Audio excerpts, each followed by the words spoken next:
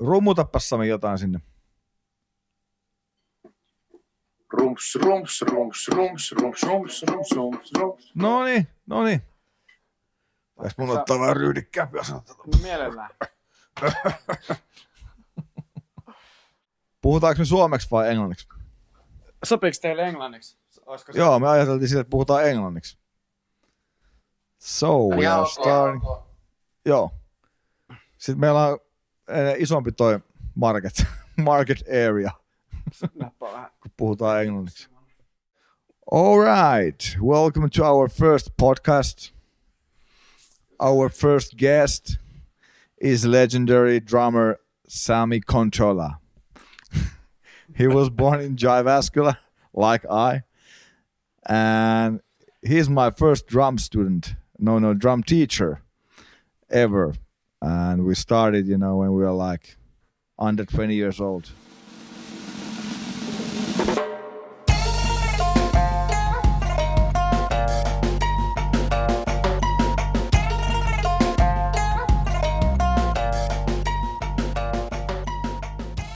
Okay. Thank you for being our first guest, Sami Kontola, straight up from Jyväskylä. Give him a big applause. Drum roll to Sami Kontola. Drum roll to Sami Kontola. Yes. Awesome. How are you feeling today, Sami? I'm feeling great. Thank you for the invitation. Thank you. It means a lot for us. We're starting this podcast today, the very first episode, and it's a pleasure to have you. Our teacher, my teacher. Yeah, this is a funny story, Sami, he was my first drum teacher, and I'm drum teacher for Iiro. Yeah. So this is like the circle is closing. Yeah, and the circle is already expanded. It goes on further. So that's definitely amazing. So and we are all teachers and students at the same time, always. Exactly. Yes. Of music and life. Mm-hmm.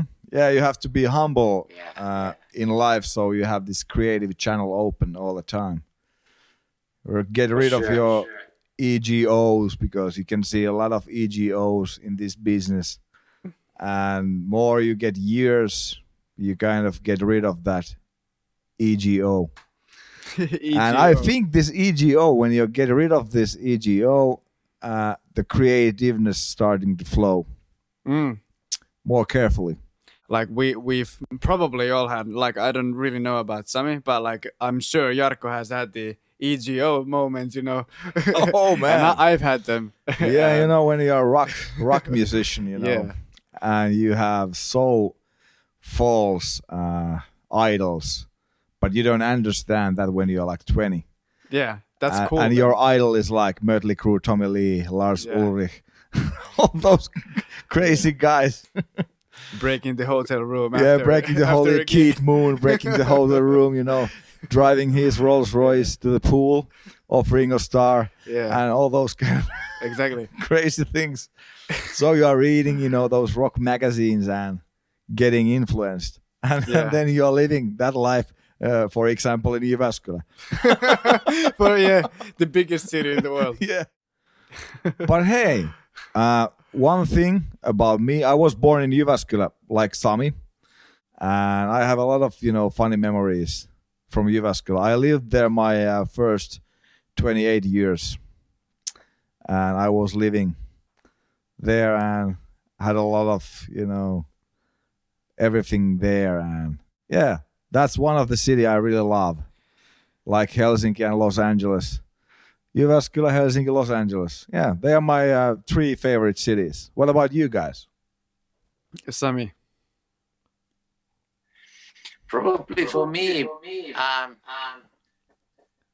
it's probably Jyväskylä, Helsinki, and Rio De Janeiro. I already came back from Rio about almost 2 years ago, but I still feel like a Rio citizen in a way. Yeah. How many cool. years did you live in Rio? More or less 13 years. How was the life in Rio? Like the first 1-2 years? The first year I got to know more than 200 cockroaches in my small apartment. First friends. A lot of protein. Yeah, first 200 friends. Yeah. That's a nice starter. You can just go up from there. Oh my God. Well, what was your first step? Did you know anybody from the town? Town of 10 million people. Yeah.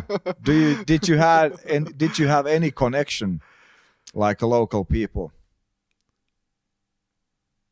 I knew a couple of people from the capoeira movement and from the samba movement. Mm-hmm. But then it was really easy to get to know people. And probably already during the first year, I made more or less 100 friends in the city. Wow. Through samba music. Yeah. And rock music and jazz and but mostly through music, yeah. Mm-hmm. I think it's really amazing. I have a friend who lives in Brazil. I think he lives in Rio now too, and he's like the biggest metal and rock music guy, and it's interesting to me that there's so much rock music and metal music knowledge. Yeah, like Sepultura. That was the first touch in metal music, in Brazil metal music. It was Sepultura in early 90s. They're Brazilian. Yeah. They Wow. were Brazilians, and they were mixing up the metal influences. Yeah. And I was really into that, Max Cavalera and Igor Cavalera. First time I heard, that Arise album, I was blown away from Headbangers Ball. Yeah, like all of us. Yeah. Headbangers Ball. Headbangers It's been Ball. a while. One is a Warwick and Headbangers Ball. Yeah, it's So I was really into that, and that was because of very powerful drumming. Yeah, so there are a lot of metal drummers who are very like virtuosos with their instrument. Yeah. Not so groovy, but they have a lot of technical stuff, and it's very like blowing over. But that was my first touch of drumming with metal music, and that was a real like when you're a youngster, you really like going to that world, and you have that angst, teenage angst. It's a very Finnish way to it's very Finnish way to grow up. Yeah, listening to metal music. I want to play these guitar solos. I want to play the drums like that. Fast thrash metal. That's how they started. Yeah. Luckily, your technique has gotten better now. Mm-hmm. Yeah, more groovy. Yeah, and much more musical. It's like part of the growth. I think probably everyone has to go through the same things. Like first you want to play what you hear, and then you expand, and you're like, oh, this is music. This is amazing, and this is my sound. Could this be my sound? And it's really really cool. Like we are all drummers. Mm-hmm. One instrument that we know well. Yeah, and I'm always teaching to my students like a very musical way to play drums, because you kind of have to understand how to sing those rhythms first. Yeah. And Syncopation is the book, I'm always using. If there is like this basic rhythm, ti-ta, ti-ta-ta, you can applicate that like in 100 ways. Yeah. And if you are doing that, your musical sense is getting so much bigger. And I think, Sami, you brought me that book, Ted Reed's Syncopation. Yeah, it's possible because it's one of the Bibles of the drum teachers in our planet Earth. Yeah. That's amazing. And think about, there's only like 8 notes and quarter notes and the pauses. Yeah. Yeah. Simple as that. Yeah. But then when you duplicate the time, then there are 16ths and 20 seconds. Exactly. That's just the foundation. Yeah. So like when did you, Sami, get to know the Syncopation, and was it like way before you went to Brazil? I think I was probably about 10 years old when I started to practice with the syncopation. It was probably my first or second year at the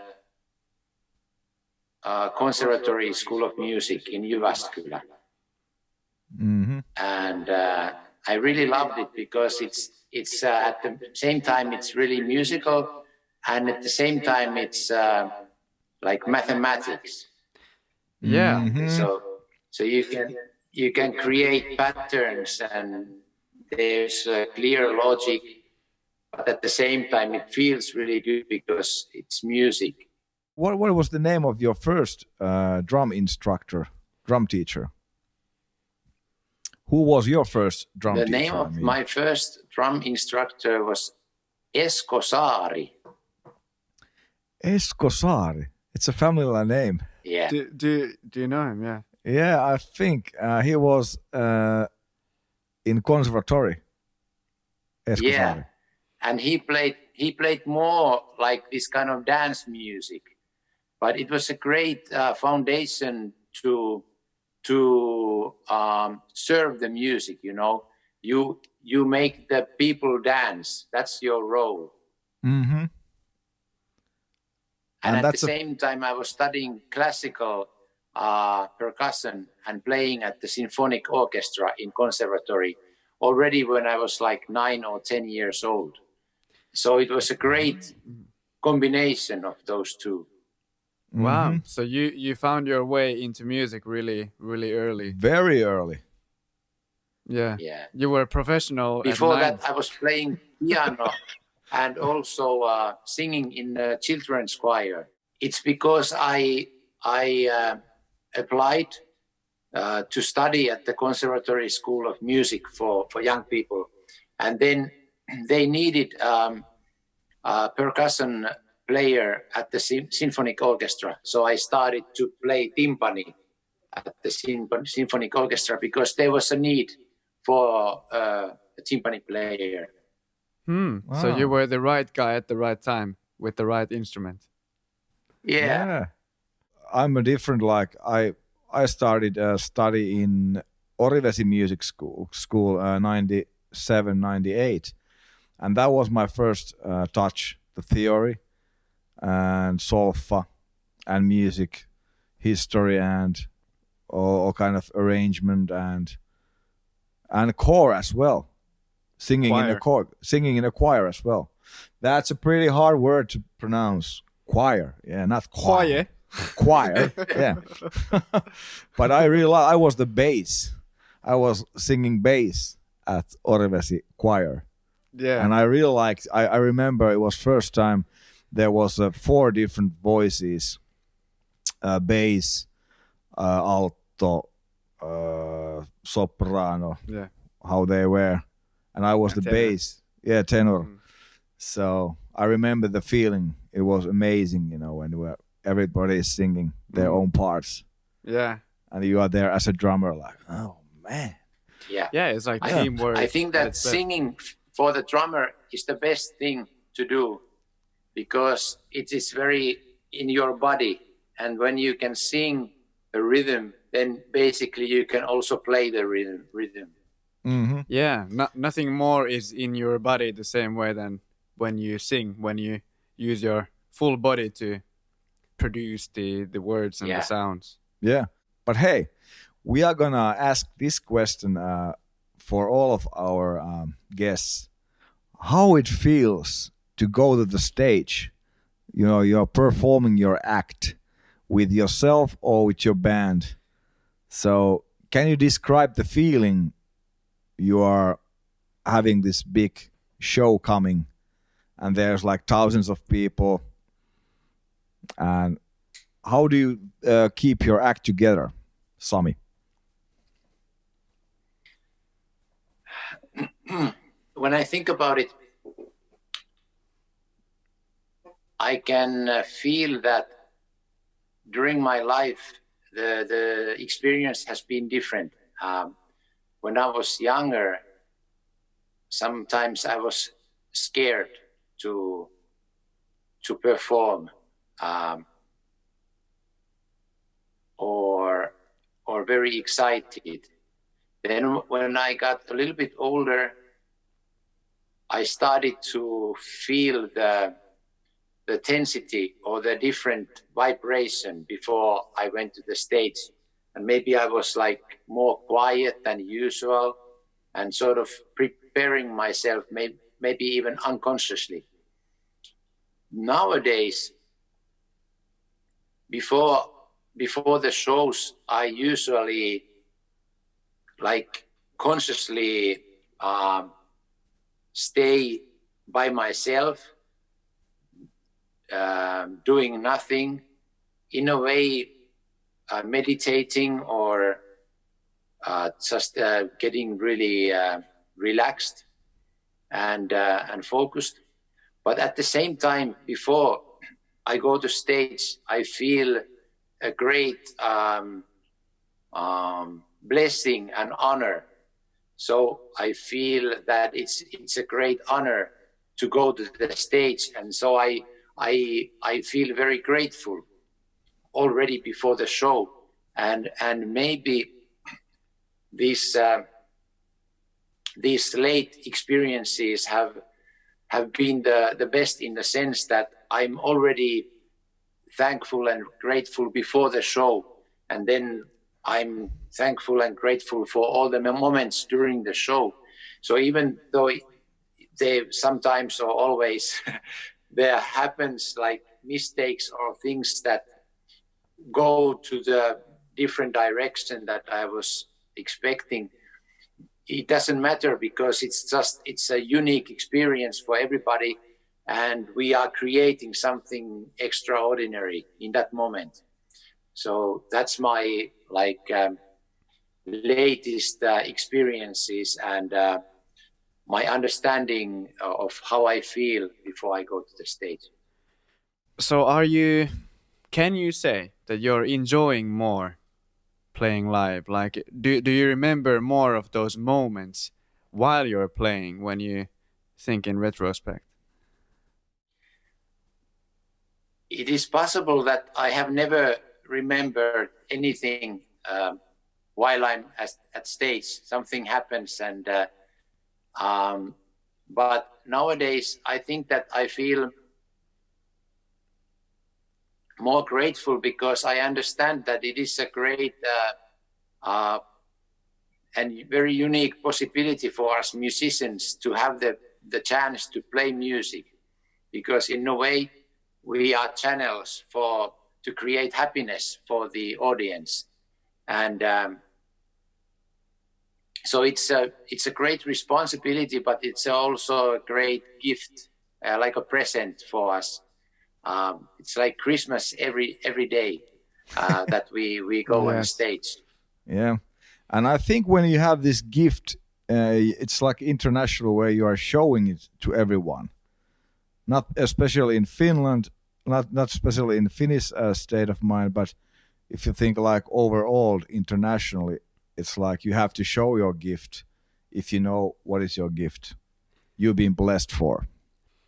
Yeah, definitely. And I think, like Sami is definitely one of my favorite persons that I've ever met for, like reflecting the happiness and the enjoyment. Yeah, the calmness. Happiness in every way you can think of the word. So it's like it's really, really fantastic, and like the gratefulness definitely comes through, and it's like, one of the reasons why we wanted to ask you. Chose you our first guest. Yeah. So we are getting the right kind of flow to our podcast. Yeah.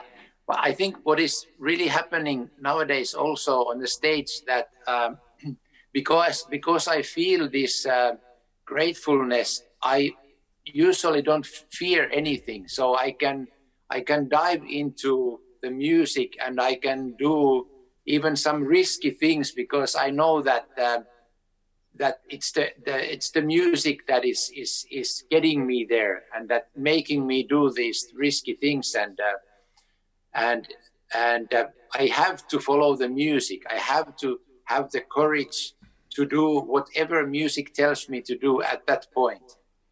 Yes. And usually something nice happens. Usually, like there's something that the audience can feel when that happens. Something you can feel the energy and the excitement and something like extraordinary. So we are talking a little bit like improvisation.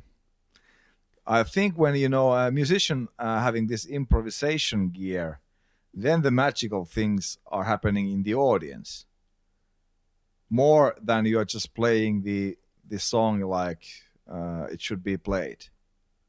Are you following me? Yeah. I agree, and I think it's the most greatest gift for us musicians to have this gift of improvisation in life as well, in a bigger picture, whatever is happening. Yes. You are not following those basic rules because you're a musician and you're an artist and you have a gift for improvisation. Yeah, you're following the signs, like whatever signs in life and on stage, and on stage it shows a little bit. It's technically also, the same. Yeah. When you are really enjoying every moment, even though if you play the basic beat or some kind of basic rhythm with the percussion, you are creating and you are like bringing beauty in the moment. So that same simple rhythm transforms into something else. It transforms into beautiful music. And that's really interesting to feel, that like the same rhythm from the Syncopation book starts to have a life of its own, and the music starts to speak and tell stories and move people, make them cry or laugh or whatever. It's a great moment and great experience and great feeling. Yeah.